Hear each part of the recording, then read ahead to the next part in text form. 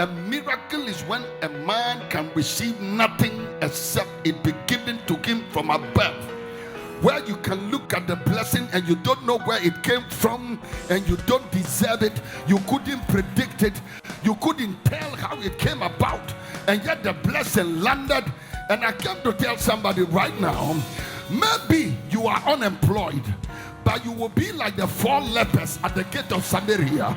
Anybody that can shout, that blessing is coming upon you. You will reap where you did not sow.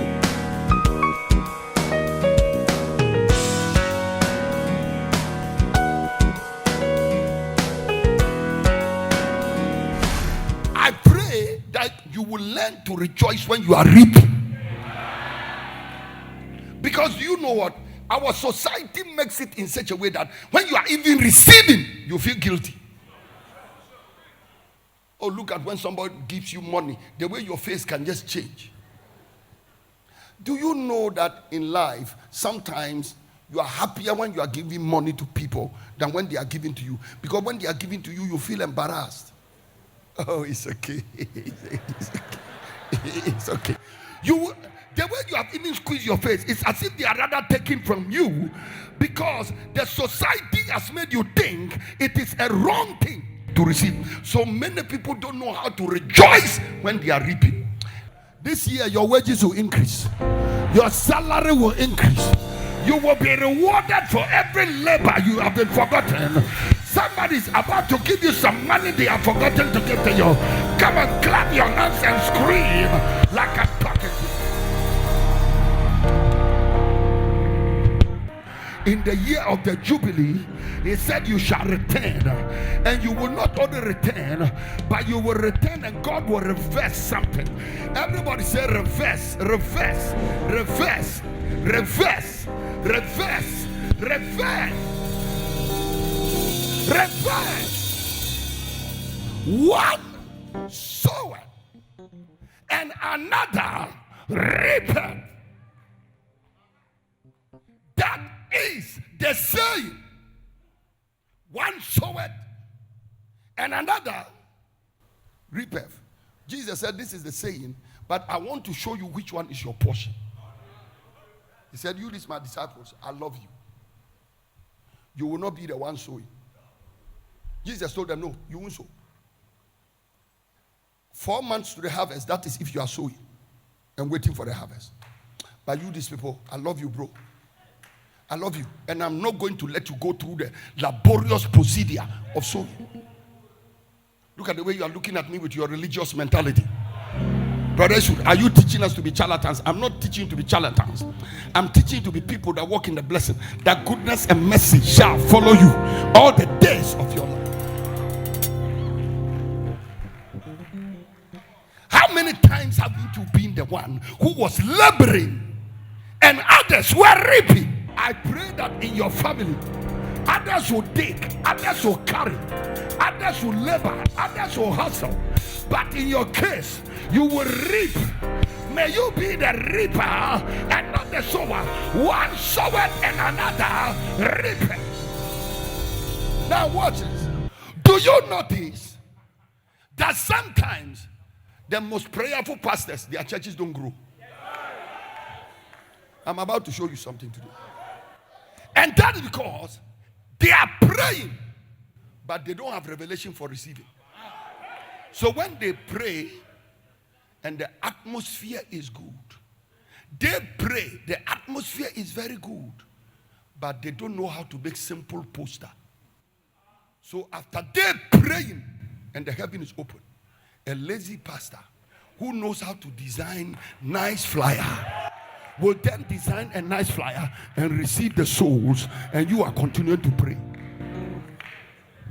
And you say, oh, that pastor is holy, but his church is not growing. The man is very prayerful, but it's not growing. Sunday, when you see him preaching and the church is even empty, when you see the way he's preaching, it's true. You are laboring, you are sowing, but across the road, another one is reaping.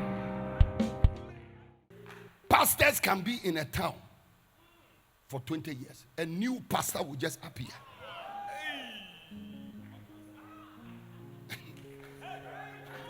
The pastor just appears.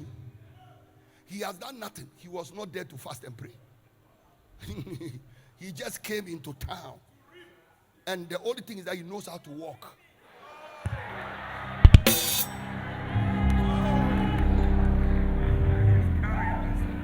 And this Azay just comes to town. You know, God is about to do something. And people are leaving the existing churches and running there. And the old pastors are shouting, this man is reaping where he did not sow. But it is a true saying.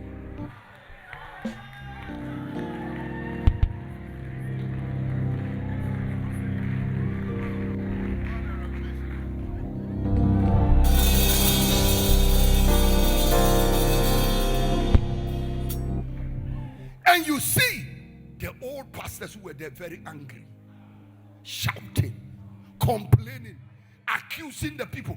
They are using tricks. They are lying to the people. Stop following miracles. Stop following this and that. All these people are, remember your men of God who have labored over you. Yes, we know you have labored, but another person reapeth.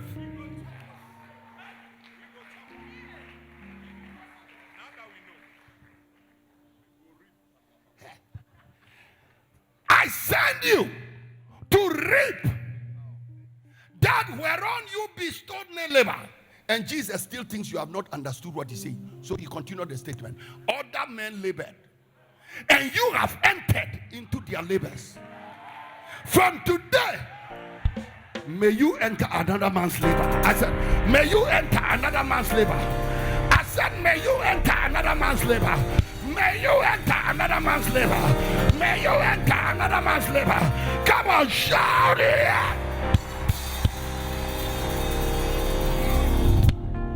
After the 430 years, God said, I'm about to send you into your Jubilee. I'm about to take you into your rest. I'm about to reverse the equation. Ladies and gentlemen, anybody under the sound of my voice who has been in labor for many years, and you have toiled and you have labored for others, you have struggled for others, never been truly appreciated, never been truly blessed, never been truly gifted by Lord, this is your season, this is your time. So God told the people of Israel, he said, and it shall be when the Lord your God shall have brought you into the land which he swore unto your fathers, to Abraham, to Isaac, and to Jacob. Stand there, stand there. Now watch this. This is the land God swore to your fathers. Any other land you have, God didn't give you. From today, now up to end of year, anything you get which doesn't fit this description didn't come from God. It came from your own strength. It came from your enemies. It came from your flesh. But the thing that will come from God, this is the description. He said, I want to show you the blessing that will come from me. I want to show you the miracle that is coming from me. He said, when you get my blessing, this will be the parameters, this will be the dimensions. This will be the description. If you get something from me in 2020, what I'm swearing and what I swore to your fathers, to Abraham and to Isaac and to Jacob, is that I will give you great and goodly cities which you did not build. So anything you get which you built didn't come from God.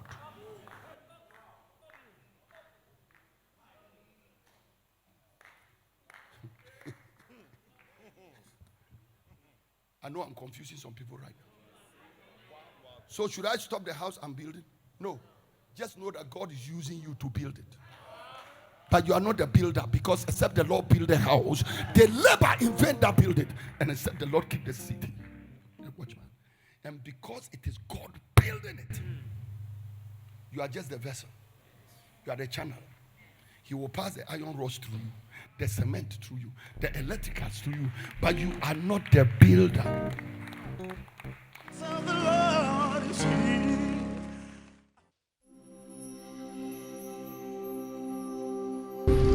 My name is Hannah Kayore, and I'm from Pomar Kasirko. I'm the last born of my parents. I want to be a teacher. the time I wrote my BC, and then lack of financial, I couldn't go. But my parents couldn't afford for me to go to the senior high. So I was in the house, and one of my brother came to me and asked me that if I get somebody to help me in my education, will I agree? And I say yes. And then that my brother also have a friend, and then the friend is a Muslim. The imam told me that he want to marry me and then take care of me in the school. So because of I don't have anybody to take care of me, and I agree, and then the imam married me. I gave birth with the imam, one baby girl. So from there that I told the imam that I want to go back to the school. And then the imam told me that he will not let me go back to the school again. There's one Sunday, and then he talked to me that I should leave the church. Our pastor Barnabas, he was normally talking to me that I shouldn't afraid, but anything I need, I should come to him so that he will help me. From there that I now get help from Eastwood Anaba Ministry, who is taking care of me. They are paying my school fees, doing everything for me. I want to say, God bless our daddy, Eastwood Anaba, and mommy, Rosemont. Thank you, Eastwood Anaba Ministry.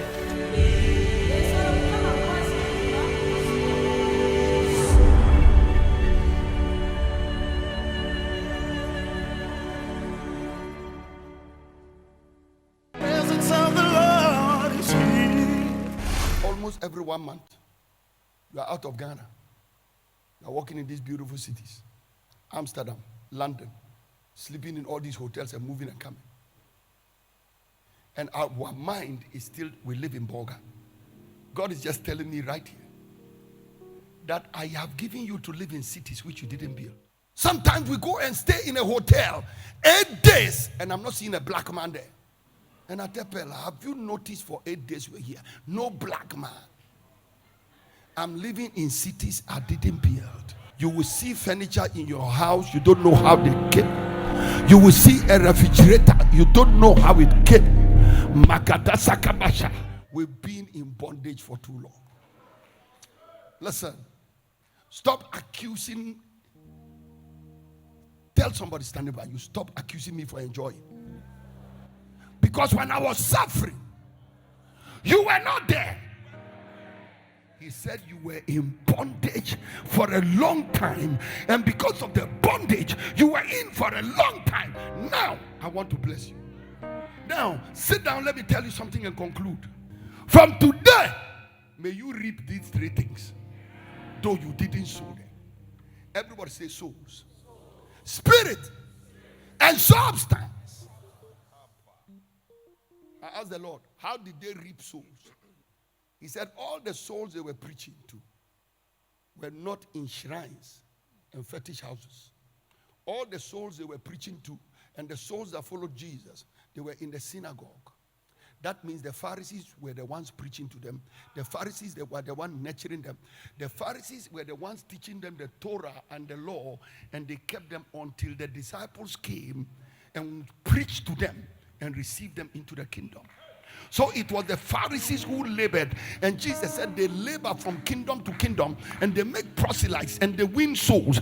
And then John the Baptist appeared and said, prepare ye the way of the Lord and make his way straight. And the souls started going to John the Baptist. But at the time they were going to John the Baptist and going to Jesus and going to the disciples, the seed of the word was in them already. So anytime Jesus said to them, was it not written in Isaiah? The people remembered from the book of Isaiah because the Pharisees had taught them. So Jesus' disciples actually were reaping where they didn't sow. Now, you this pastor staring at me and behaving as if you have never reaped where you didn't sow. Charismatic churches before you came, the Methodists and the Presbyterians and the Anglicans. I was a Baptist before I became Fountain Gate. Fountain Gate reaped where they didn't sow. I believe most of us, the charismatic churches, should start looking for these Baptist pastors and these Presbyterian pastors and these Catholic priests and taking them envelopes of offerings and telling them, man of God, I remember And then once in a while, when you have a church where somebody joins your church, and all of a sudden the person is very powerful, prayerful, and you ask, which church were you in? Say, oh, I used to be in a Methodist church. And say, I must see your pastor. Because I have reaped something I didn't sow. Oh, come on, give a picture.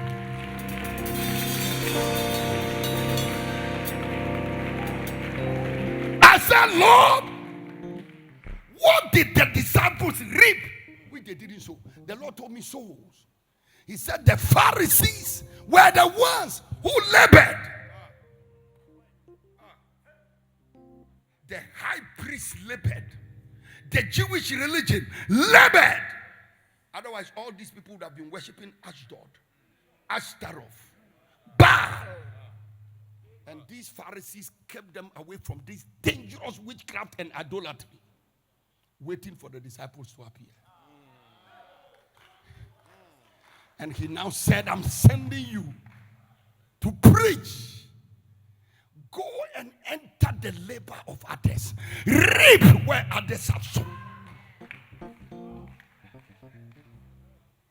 The Lord says souls. That's why sometimes the charismatic churches, when we are criticizing the orthodox ones, we have to be very careful. I have done it before. Blast orthodox churches as if they've done nothing. No. They labored.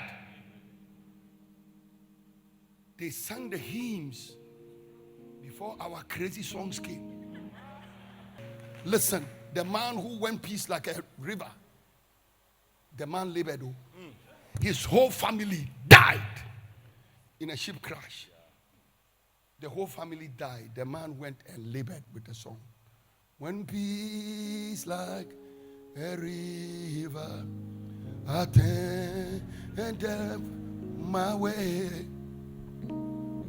when sorrows like sea billows roll,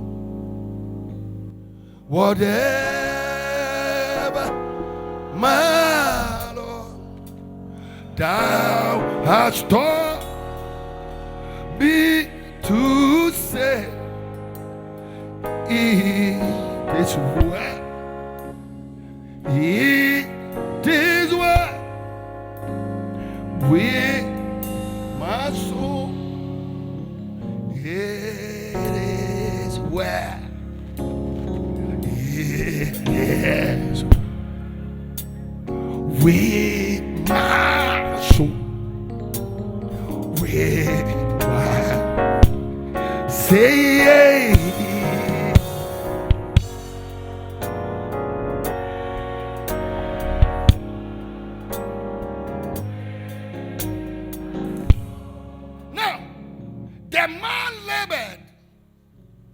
This song crying.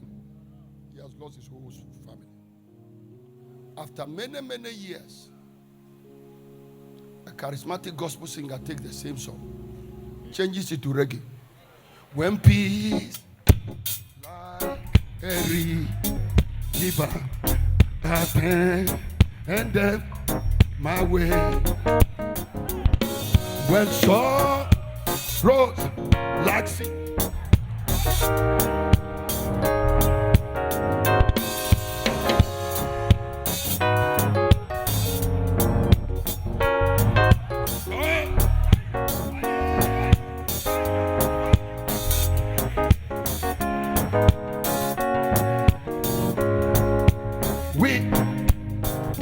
somebody's crying has produced your dancing and your laughter. Come on, give a big clap of offering unto Jesus. Come on. When I took them into the synagogues to preach, who built the synagogues? We went and preached in the synagogue. It was the Pharisees who built the synagogues. It was the Pharisees who gathered the souls into the synagogues. It was the Pharisees who bought and produced the Torah. I sent you to reap where you did not sow.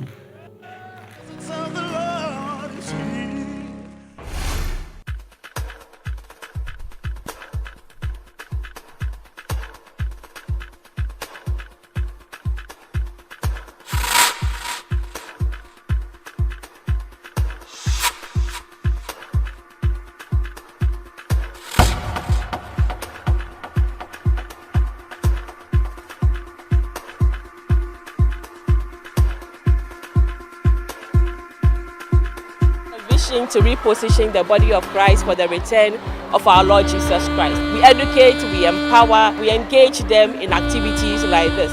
And also we take care of people that are deprived, and we give back to the society whatever we also receive.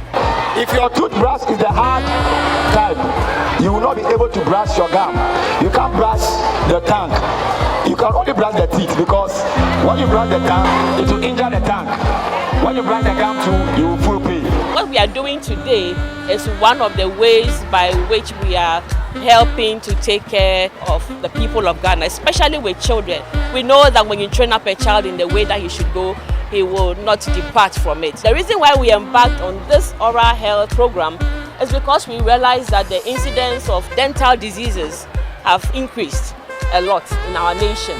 And so we felt that there is a need to create awareness, especially amongst the growing children, so that they'll be able to forestall a lot of these diseases that are showing up in our country today.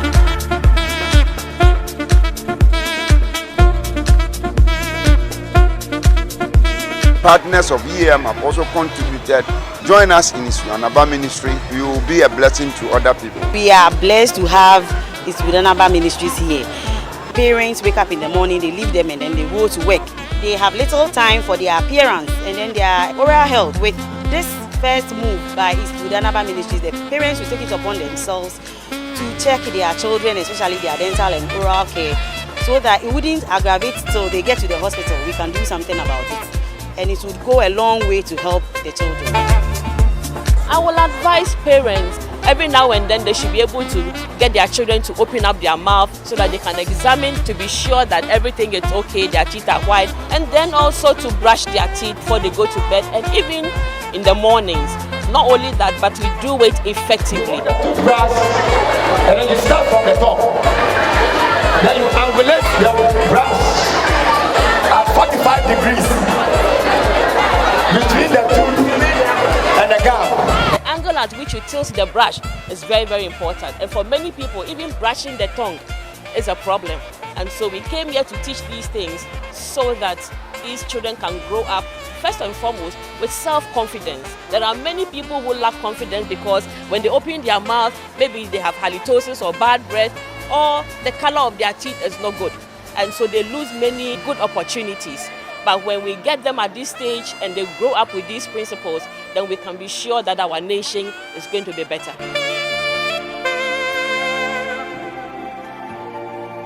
At first, I didn't even know how to brush my teeth. I just take my brush and brush it anyhow. But now I know how to go about it. I know how to brush my teeth, but now I've learned more about how to brush my teeth. I thank Anaba Ministry for all the gifts. God bless them.